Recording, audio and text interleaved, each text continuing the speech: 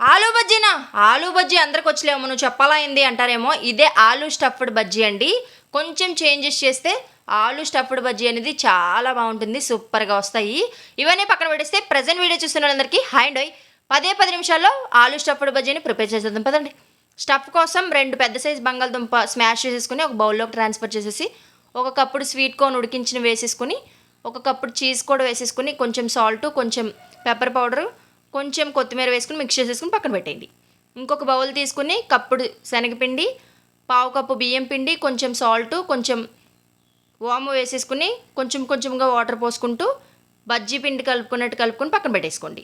ఈ సైజు నిలువుగా పొటాటోస్ని స్లైసెస్ లాగా కట్ చేసేసుకుని స్టఫ్ చేసేసుకుని పక్కన ఉంచుకోండి. షేప్ అనేది బాగుంటుంది నిలువుగా కట్ చేసుకుంటే. మనం ముందుగా స్టఫ్ చేసి పెట్టుకున్న పొటాటోస్ని పిండిలో ముంచుకుని స్లోగా లో టు మీడియం ఫ్లేమ్లో వేయించుకుంటే లోపల అనేది పొటాటో అనేది బాగా కుక్ అవుతుంది, లేకపోతే గట్టిగా ఉంటుంది. లో ఫ్లేమ్లో వేయించుకోవాలి. బాగా గోల్డెన్ బ్రౌన్ కలర్ వచ్చేంత వరకు వేయించేసుకుని తీసేసుకుని టొమాటోగా చెప్తే తింటే ఉండదండి.